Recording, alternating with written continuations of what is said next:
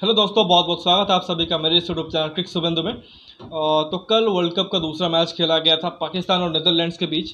और थोड़ा सा इंडियन फैंस एक तरीके से मज़े ले रहे थे पाकिस्तान टीम की कि क्या ये पहला मैच नीदरलैंड कहीं अपसेट ना कर दे पाकिस्तान का। इवन हमारे इंडियन फैंस तो ये भी कह रहे थे कि अगर पाकिस्तान नीदरलैंड्स को हरा दे तो वो एक बड़ा अपसेट हो जाएगा। खैर, जोक के लिए एक तरह से सही है, बट जोक सपाट, पाकिस्तान ने बहुत अच्छा क्रिकेट खेला है और पहले मैच में उन्होंने एक बड़ी जीत दर्ज कर ली है। और एक तरह से जो अपना वर्ल्ड कप का कैंपेन है उसे बहुत ही पॉजिटिवली स्टार्ट किया है और शायद अपना पहला मैच जीता है इंडियन सॉइल में वर्ल्ड कप में, क्योंकि इससे पहले शायद 2 बार खेले थे, वो भी इंडियन टीम के साथ ही। 2 नॉकआउट मैचेस थे। जो आखिर बार खेला था I think 2011 semifinal match Mohali में था। उससे पहले शायद मुझे इतना याद नहीं है क्योंकि उस वक्त तक शायद मैंने क्रिकेट देखा भी नहीं होगा। तो खैर, ये इनके लिए पहला मैच था और बहुत ही कन्विंसिंगली मैच जीत लिया है।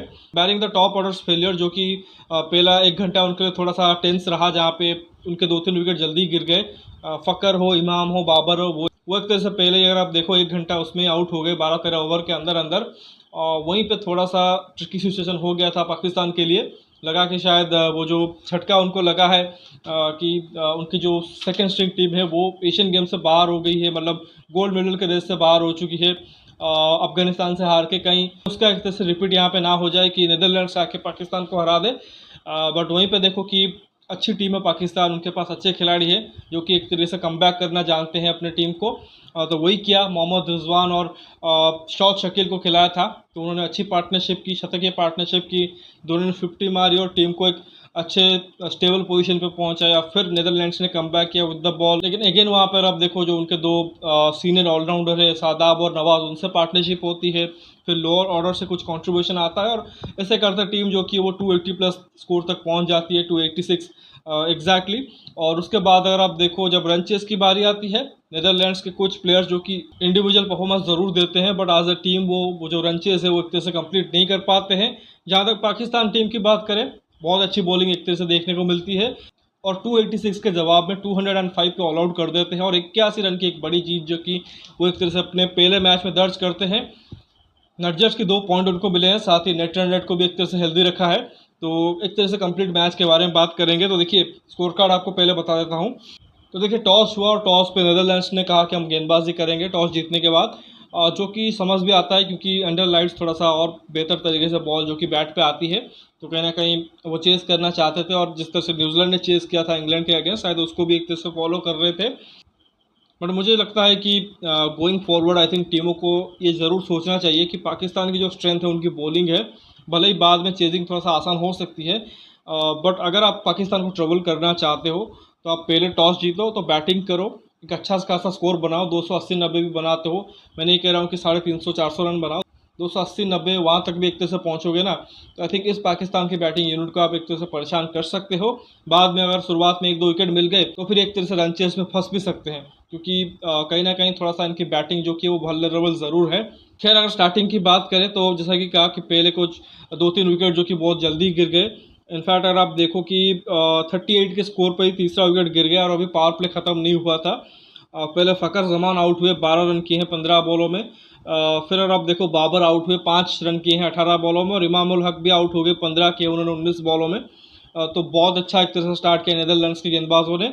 बाद में ऑब्वियसली देखो एक अच्छी पार्टनरशिप हुई जो उनके विकेट कीपर बैट्समैन और इनफॉर्म बैट्समैन मोहम्मद रिजवान, जो कि बहुत एक तरह से कह सकते हैं बिजी प्लेयर हैं, मतलब कि रेगुलरली अच्छा रन करते हैं और अच्छा कंट्रीब्यूशन देते हैं टीम के लिए। साथ ही टीम ने अच्छा ये किया कि शौद शकील को खिलाया। मुझे लग रहा था कि शायद आगा सलमान के साथ ही जाएंगे, बट जिस तरह से शौद शकील ने बैटिंग की थी ओवरऑल मैचेस में, शायद वो क्लियर इंडिकेशन था कि वो अच्छे फॉर्म में है और बाबर ने उनके ऊपर ट्रस्ट किया, तो उन्होंने एक तरह से उसको कह सकते हैं कि सही साबित भी किया। तो रिजवान ने 68 किए हैं फ्रॉम 75, जबकि शौद शकील ने 52 बॉलों में 68 किए हैं। तो दोनों ने बहुत अच्छी पारी खेली। बट अगेन देखो, क्रिकेट में एक तरह से ट्विस्ट एंड टर्न आते ही रहते हैं। तो 3 विकेट जल्दी गिरे, फिर एक अच्छी पार्टनरशिप हुई, लेकिन उसके बाद जैसे ही 1 विकेट गिरा तो 2 विकेट लगातार और गिर गए। वहीं पे देखो कुछ ही ओवर के अंदर अंदर ही पहले शौद शकील आउट हुए और फिर रिजवान और फिर इफ्तिकार भी आउट हो गए। इफ्तिकार अहमद से एक उम्मीद थी कि एक अच्छी पारी खेलेंगे, फिनिशिंग टचेस देंगे, बट वो 9 रन पे ही आउट हो गए। अगेन पाकिस्तान की टीम ट्रबल में थी और वहीं पे उनके जो दो ऑलराउंडर हैं, थोड़े से सीनियर भी कह सकते हैं, शादाब खान और मोहम्मद नवाज़, थोड़ा टाइम हो चुका है उनको खेलते हुए, तो उन्होंने अच्छी पार्टनरशिप की। मोहम्मद नवाज़ 39 रन किया है, बहुत ही ख़राब तरीके से, बहुत ही बिज़ारे ढंग से एक तरह से कह सकते हैं रन आउट हुए। पहले तो एक तरह से रन नहीं भागे, फिर ओवर थ्रो पे रन भाग रहे थे और डायरेक्ट हिट लगा और वो आउट हुए। अगर वो खड़े रहते शायद 300 का मार्क जो कि पाकिस्तान टच कर सकता था। बाकी शादाब खान भी अगर आप देखो उन्होंने 32 रन किए हैं, आउट हुए जब थोड़ा सा फ्रस्ट्रेटेड ज़रूर थे क्योंकि चाहते थे एक तरह से अच्छे से मैच फिनिश करें। बाकी नीचे से अगर आप देखो उनके जो नंबर 10-11 प्लेयर हैं, शहीनशाह अफरीदी ने 13 किए हैं, हारिस रऊफ ने 16 किए हैं। तो जैसा पिछले मैच में माकूड और आदिल रशीद ने थोड़ा सा किया था, वही काम यहाँ पे हारिस रऊफ और शहीनशाह अफरीदी ने भी किया। और उसके चलते अगर आप देखो जो स्कोर लग रहा था कि शायद 255-260 के आसपास रुक जाएगा, वो स्कोर एक तरह से 280 प्लस आ गया, 286 पे पहुंच गए। तो बार बार ये चीज़ एक तरह से इंडियन टीम को और इंडियन फैंस को याद दिला रही है कि you need batting depth at number 8, 9, 10। थोड़ा सा आपको बैटिंग डेप्थ चाहिए होगा इन केस अगर आपके टॉप ऑर्डर और मिडल ऑर्डर बल्लेबाज थोड़ा सा अर्ली आउट हो जाए। खैर जब इंडिया की मैच आएगी तब एक तरह से देखेंगे कि हमारे जो लोअर ऑर्डर के बैट्समैन हैं वो क्या करते हैं, बट फिलहाल के पाकिस्तान के जो एक तरह से लोअर ऑर्डर बैटर थे उन्होंने अच्छा ही किया।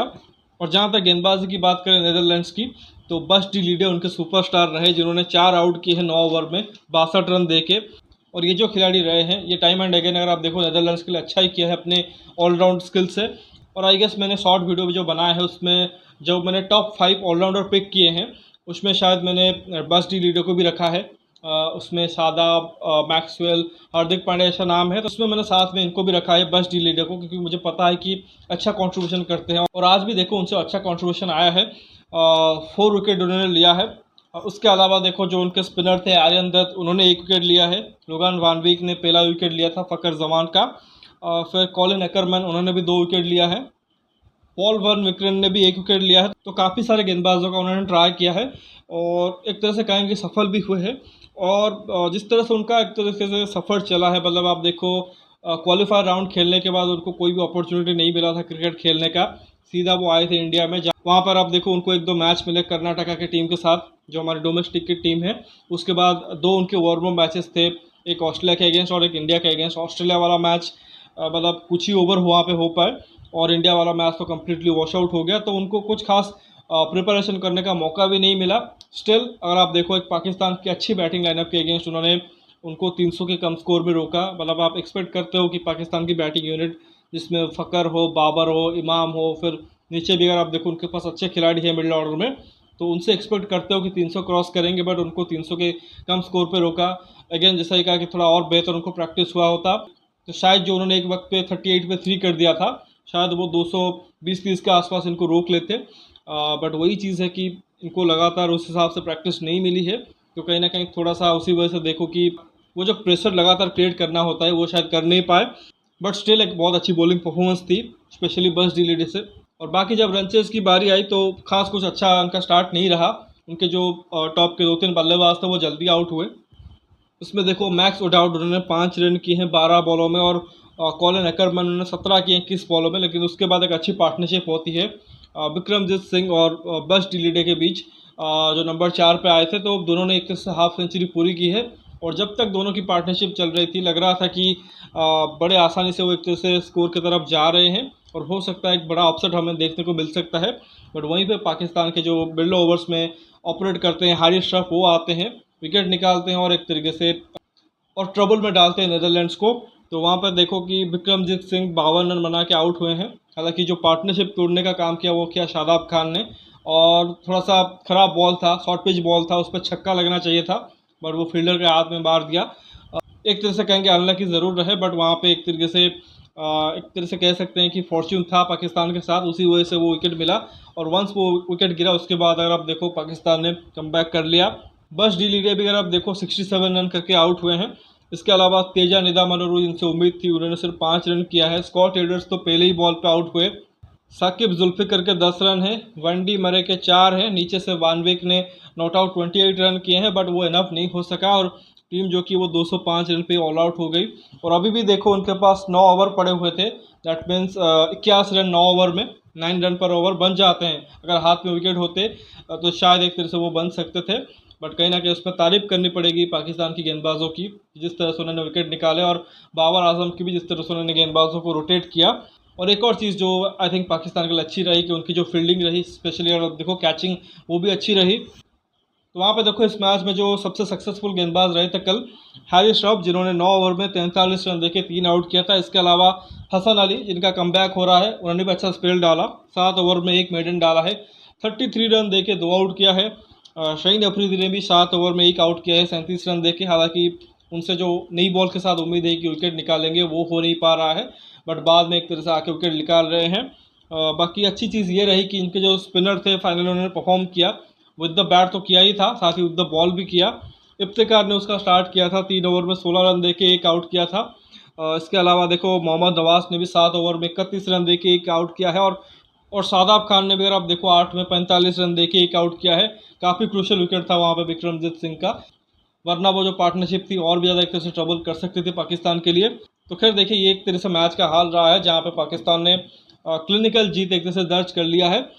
थोड़ा सा उनके लिए एरिया ऑफ कंसर्न ज़रूर रहेगा जो उनकी टॉप ऑर्डर है, और ऑलरेडी मैंने प्रीव्यू में आपको बताया भी था कि टॉप ऑर्डर से रन से उम्मीद होगी। हालांकि बाबर आजम का भी अगर आप देखो, जो आईसीसी इवेंट्स रहते हैं उसमें उतना अच्छा रिकॉर्ड नहीं है, इवन एशिया कप में भी एक तरह से फेल रहे हैं।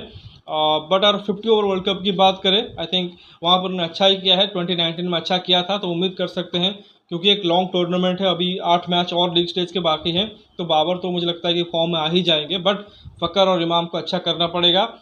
मिडिल ऑर्डर में एक तरह से उनके पास अच्छे खासे प्लेयर हैं और अच्छे फॉर्म में हैं, चाहे रिजवान हो या फिर शौर शकील हो, इवन इफ्तिकार अहमद से भी आप एक्सपेक्ट करोगे कि वो आगे चलते हुए अच्छा करे। नवाज और शादाब ने भी फॉर्म अच्छा दिखाया है, बॉलिंग भी अच्छी हुई है, तो आई थिंक पाकिस्तान टीम मोर और लेस एक तरह से सेटल्ड ही है, बस टॉप ऑर्डर का अच्छा करना है तो ये टीम एक तरह से बेहतर कर सकती है।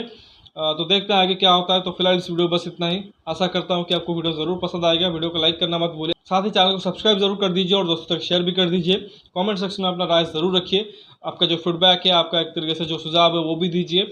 बाकी नोटिफिकेशन की घंटी दबा लीजिए ताकि हर एक वीडियो की इन्फॉर्मेशन आपको मिलती रहे। मिलते हैं अगले वीडियो में, तब तक के लिए धन्यवाद। जय हिंद।